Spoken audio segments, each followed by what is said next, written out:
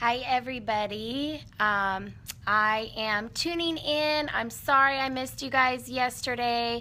I had a very sick kiddo at home, so anyway, I didn't want to miss out on meeting with you guys this week, so I'm back at school today and thought, well, I'll just go on Wednesday instead of Tuesday. So I'm Andrea Schindler from Whole Brain Teaching, and again, if you're new to Whole Brain Teaching, we do have a website, wholebrainteaching.com, where we have a ton of free downloads that you can check out. There's also the book, Chris Biffle's book, Whole Brain Teaching for Challenging Students, and 122 Amazing Games. Hi there, Tahoe girl. Good to see you here. And if you're looking for another scope to check out, if you're not already following at Chris Biffle, you want to follow him. We also have at Sarah Metter, at Chris Rexted, hi Kinder Duo, and at Andre Des Hotel, which are all on scope. And so we just meet here. I'm meeting here every week, usually on Tuesdays, and we're just going over different strategies to help out. Right now we're talking about helping our kids to participate, and I know Coach is meeting every Sunday at 1 o'clock Pacific time. So I'm glad you guys were able to join me here. If you can, share this out. This is not our usual time, so if you tap, I think, on the little Perry bird or Twitter bird, that'll help invite people here. I'm new to all of this, so I'm learning as I go. So I'm glad to see you guys here. Again, I usually meet, and I'm getting stuck on my rug here, guys. I usually meet here on Tuesdays at 4 o'clock, so this is a different day for me, so I'm glad you were able to come meet me here on Wednesday instead of Tuesday. So what we're going to talk about today, last week we've been talking about one of the things that Coach B and I noticed during our scope. Oh, thank you. A person's a person no matter how small. If you guys meet me ever in person, if you've met me before, they call me Little Rocket. I'm 5'1", so it's my personal favorite. A person's a person no matter how small. Plus, we teach small friends in this class. And it's Dr. Seuss Day, so happy birthday, Dr. Seuss. So anyway, we had been talking, and we had been doing some scopes, and one problem that kept one persistent problem that kept coming up was that people were talking about participation. Say that a million times fast. It must be Dr. Seuss Day. Persistent and participation. Anyway, so this seems to be a problem that keeps coming up in the classes. How do we get our kids to participate? We've got all these great strategies. We've got, the class, yes, the mirror words. We've got our scoreboard. We've got all these things to engage our students, but how do we get them to actually buy in and participate? So we've been going over the last few weeks different strategies that we use for participation, and we've been parked for a little while on the scoreboard. And that's because our scoreboard has many levels. So I've been taking you week by week through the levels on the scoreboard, and you'll want to stay tuned for that because I'm going to take you through all the levels, plus some brand new levels that Coach B is rolling out, as well as some levels that Coach and I tried out in my classroom this year. But last week, something that was brought up was, I know several of you were talking about how you were having a really hard time organizing all of these things, like the scoreboard, for example. There were some of you who were saying that you would remember to use it during language arts time, but then forget about it during math time. And so how do we find a way to organize these tools so that we're using them consistently all day long? So we're taking a break from the scoreboard to talk a little bit about something new that Coach has started, and it's called our activities list. So I'm going to take you over here to this pocket chart that I have over here. And with our activities list, the way you set it up, oh, awesome, the blue marker. Let me tell you, pull out that blue marker and you've got a whole different level of enthusiasm and participation. So here is, ooh, even neon. I need a neon one. Okay, here's our games list. Our games list is going to be whatever we're doing academically through the day. We start with our games on this side and our activities on this side. So here's my day in a nutshell. We start out with small groups, then we go to the morning message, then we go to the calendar routine, some phonemic awareness in there. We do a read aloud, we do science, we do math, and then I'm back in small groups. And so the first thing you're going to want to start out with is a list. And your list is going to be anything that you're doing during your day. So it's basically your class schedule. Class schedules are very important, and I have to say I feel terrible about this because I have gotten away because my kindergartners don't read in the past, or they don't read at the beginning of the year. In the past, I used to have a visual schedule like that, and then because they couldn't read the words, I would put a picture up that showed like the different part of the room of where each activity happened so that they would associate what these different activities were based on the picture, and then that helped them to remember. And I got away from doing a schedule, and I've got to tell you, I'm happy to have a schedule back again. I'm very happy to have a schedule back again because our kids, they need to see that routine. They know the routine, yet how many times in your class, and give me hearts for this if this happens to you, when they say, when is it time to go home, or when is it time to go to lunch, or those are not my favorites, but when they say something like, when are we going to do math? That's when I probably like a little bit better. But my kids can't read the clock anyway, and so I just tell them it's time to go to lunch when it's time to go to lunch, or it's time to go home when it's time to go home, or it's time for math when it's time for math. But when you have a visual schedule, it helps them to keep on track. And guess what else, guys? That schedule is not just for our kids, it's for us. It helps us to keep on track throughout our day. Is it this math? Yes. See, so they are desiring knowing when the schedule is and what is coming next. And I got to get real with you guys. This is so important for our students who come in who literally, when they get home, they have no idea what it's going to be like. And we do have kids who are coming from those homes who literally come in and they don't know what it's going to be like when they get home. They don't know if they're going to get dinner that night, and they have zero structure and they have zero consistency at home. So this is really important for us as teachers, not just to keep us on track and to help them keep on track, but also for those kids who are really, really, really needing the routines and the schedule, because it gives them that feeling of comfort and safety. They know what to predict. They know what they're going to find when they come to your class because they can see that schedule, and pretty much it stays the same. Now, of course, things move from time to time, but you're pretty much going to keep a consistent schedule. So again, on your games list, you're going to have your activities for the day, which is all of your subject areas listed in black. Now, from our activities list, what we were talking about was organizing our games. So this is how we're going to organize our games. Now, to our activities, we have, here is some of our games, okay? And this in no way is all of the games that we have, but if you take a look over here and notice I'm writing in green. Our green is now going to represent 2 grade levels higher, okay? So here we have our games list. So in the morning during small groups, I'm going to be using my scoreboard and looking for 2 grade levels higher. Now, when I do my morning message, I'm also going to use my scoreboard and I'm looking for 2 grade levels higher. All right, remember, our scoreboard game is thinking, looking, and acting 2 grade levels higher.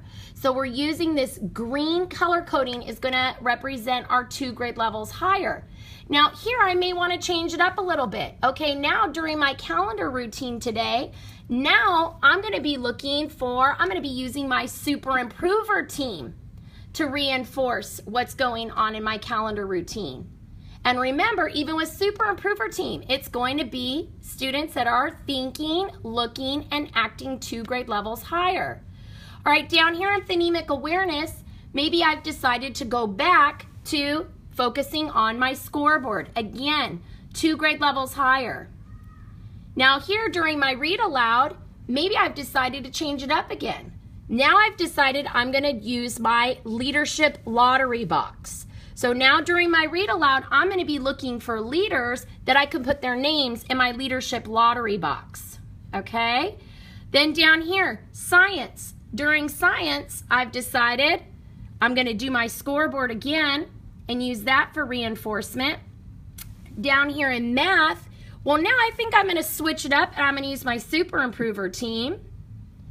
And here at the end of the day during small groups, I'm going to do my scoreboard.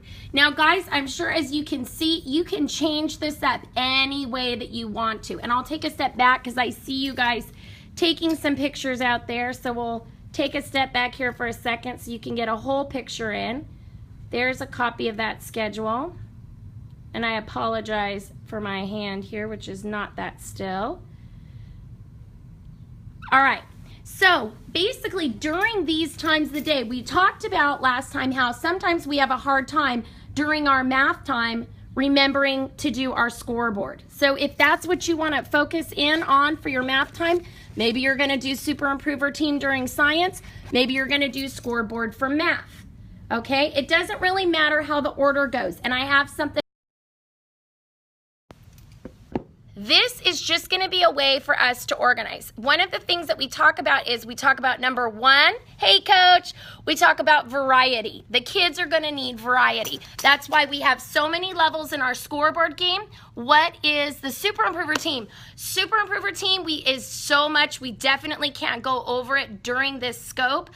We certainly can do a scope on it again, but if you really want to know about super improver team, and you both don't know about super improver team, oh my goodness. Okay, super improver team, if you go on to wholebrainteaching.com, there is a whole download all about the super improvers. You'll want to check that out. If you have any questions for me individually, thank you, Coach. If you have any questions for me individually about Super Improver Team, you can email me at andreaschindler@wholebrainteaching.com.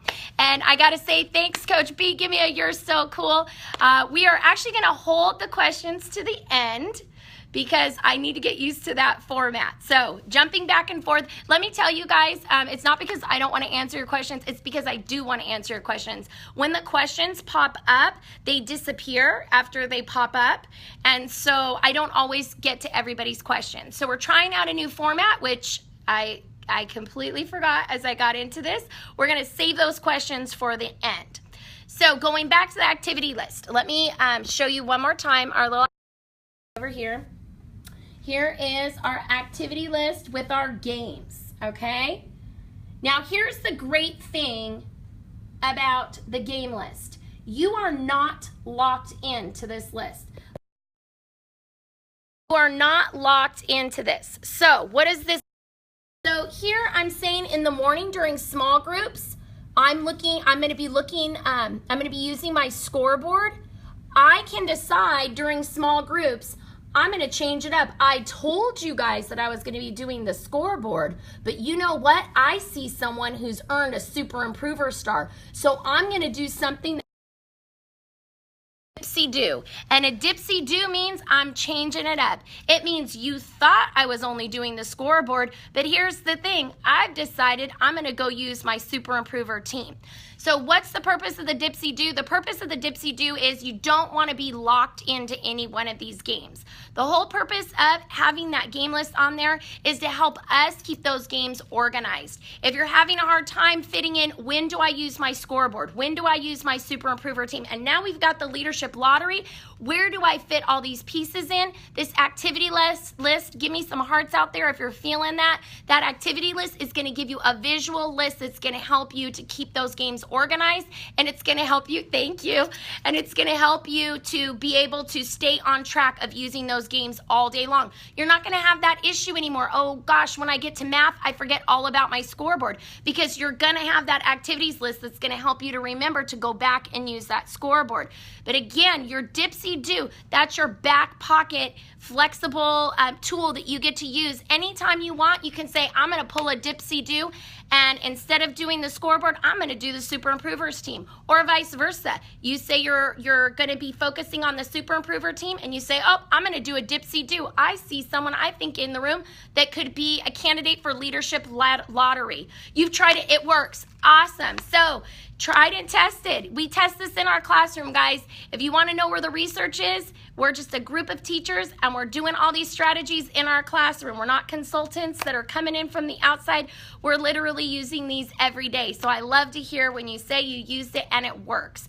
So here is our strategy for keeping these activities organized. Now I'm going to show you the next step. We really want in whole brain teaching, and I saw someone talk about this again. If you guys have questions about any of the strategies I'm talking about, we want to save those for the end, but we have a ton of free downloads on the website. But there's also the books, Whole Brain Teaching for Challenging Students. Check that book out. You're going to have a complete description of Super Improvers Team and the scoreboard. You want more games in your classroom? Coach just released his new book, 122 Games. So check out the books, because those books are really, they're valuable. These books are, yes, the book is awesome. These are valuable tools. So with our activities list, now we have a way to organize and to remind ourselves to use our scoreboard throughout the day, to use our Super Improvers Team throughout the day, and we're actually able to make sure we use all of the games that we want to use during our day. But here's how we're going to take it a step up. In Whole Brain Teaching, we want to make everything we do a game. Why? Because that's going to completely radicalize and completely change the way that we are teaching and delivering instruction. Why? Because if we're looking at it as a game, games are fun, guys. If we call it a game, the kids are going to have fun. It's the whole mindset of, if we're calling it a game, kids like games, we're having fun. We're looking at that scoreboard. What is the game?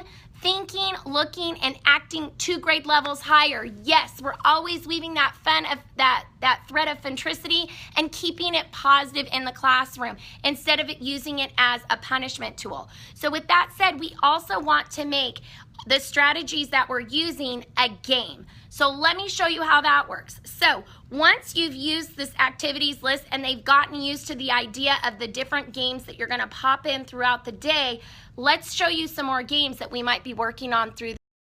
So then here on this side of my activities list, I'm going to add in some of our strategies you may know. I've got my class yes here. I've got my class yes here. I've got my mirror words here. How about my hands and eyes right here? Maybe I'll put the mirror words here. Putting the mirror words here. Again, recognizing that the green color coding is intentional, guys. This is 2 grade levels higher that we're looking at. Now I've got, my hands and eyes here, and maybe my class yes here, okay? So let me take a step back, because I know some of you guys were taking pictures out there, but let me take a step back so you can see that with those activities on there and our games. And let me explain.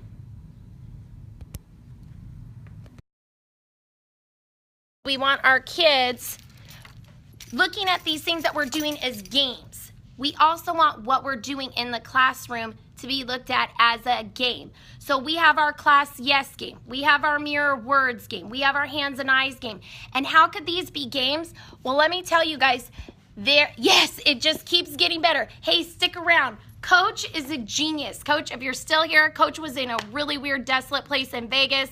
So he's spreading the Whole Brain Teaching news to Las Vegas, Nevada. That's where we're hopefully going to be heading that way, possibly this summer. We'll see. Keep your eye out. We don't know yet, but I have a hunch we might be maybe making our way out there. So Coach, he's brilliant, and let me tell you, it just keeps getting better. So you guys have got to stick around. So we want to make everything we do a game. So class, yes, it's not just a tool for grabbing their attention, it's a game. Why is it a game? Well, because guess what? They can always say it faster. They can always have straighter backs. They can always have their hands folded quicker. With the hands and eyes, why is that a game? With the hands and eyes game, they can always have laser eyes faster and hands folded faster. With the mirror words, they can always have bigger gestures. They can always use dramatic voices or more descriptive words with you. So here's what I'm saying to you guys. We want to call all of our strategies games, because the game part of it is doing these strategies quicker, faster, better, even 2 grade levels higher, better than 2 grade levels higher, if you're following me. So let's take a look back over here at our activity. So basically, this is going to be a way for me to hone in. You know what? During my small groups, now guys, I'm not saying I'm only using the class yes during my small groups, but you know what? I'm going to be focusing in on my class yes during my small groups. We're going to do our class yes game, and guess what that game is? Because when I'm in small groups, I have a really hard time when my teacher says class to stop what I'm doing, to say yes, to fold my hands and look at my teacher. I don't know if you guys have that experience, but when my kids are at small groups, if I'm having a hard time, when I call them back and I say class, and I'm only getting a few of them who are saying yes, or if they're not stopping what they're doing, because during small groups, they may be in a sorting center. They may be in their, yes, great way to keep your focus, absolutely. They may be in doing their student work. They may be at a listening center. But when they hear me say class, I want them to stop what they're doing, look at their teacher, and fold their hands. So you know what? The game we're going to play is the class yes game. And I'm going to be looking for 2 grade levels higher class yes, and I'm going to use the scoreboard. And you never know. I may throw in a Dipsy Do and maybe give a super improver. You never know. I'm just crazy like that. So let's take a look. Be over here during the morning message. Hey, we still got to work on that class yes, guys. So our game is the scoreboard game, and I am going to be working on that class yes. So now down here during calendar routine, hey, maybe I need to have some better mirror words. So today I'm going to be looking during my calendar routine, I'm going to be focusing in on laser focus here in on those mirror words, and I'm going to be using my super improver team. So if I see you improving on your mirror words, you just might get a star line on your super improver team star. Down here during phonemic awareness, we're going to work on hands and eyes. Maybe I'm having a hard time keeping those hands folded and my eyes on my teacher. And then down here we have the mirror words. Okay, so mirror words. Hey, now I'm not just looking for mirror words just 2 grade levels higher. Now I'm looking for people who might make it in our leadership lottery box.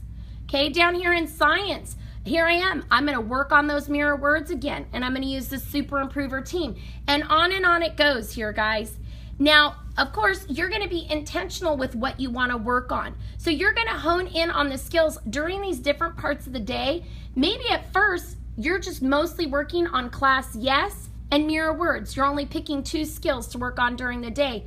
But then as you start to do the different games with them, you're starting to notice at different parts of the day, they need different skills, focus, practice. We talked about how there's different times during the day when our kids have a harder time. So maybe that's when they've come back from recess. Maybe that's after lunch. So we're going to specifically hone in on these different skills during those times. Now again, does that mean that I'm not doing my mirror words when I'm saying I'm focusing on the class? Yes, absolutely not. But what I'm saying is now this is the skill I'm focusing in on, guys, and this is the game we're going to use to reinforce it. So, again, let me show you one last time. Activity list. Here's our games activity list. Recap, we want to start out with our schedule written in black. I highly suggest if you have the little ones, you don't see it here, but I would suggest putting pictures because that is what I have done in the past, and I found that to be really, really helpful because they can't read.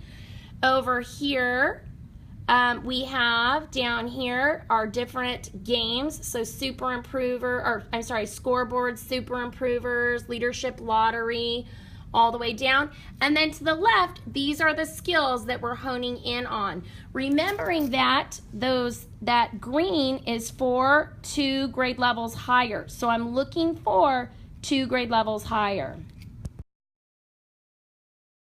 So this is one solution we have to organize all of those games, to remember to use them at different times during the day, and also to give you a laser-like focus on what skills am I honing in on during the day.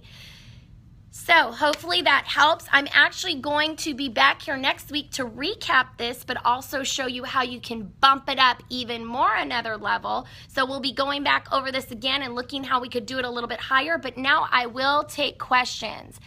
Oh, if you were just starting WBT, I would start with the core 4. You're going to want to start with the class yes, the mirror words, the teach okay, and the scoreboard. So I'll say that again. Our core 4, I would start with the class yes, I would start with the scoreboard, the mirror words, and the teach okay. Those are the 4 I would most definitely start with. And I did see other questions coming along. Go ahead, keep them coming, guys. I think someone asked about leadership lottery. Leadership lottery, we definitely can talk about that another time, but it's basically a box that we put the names of different leaders in the box.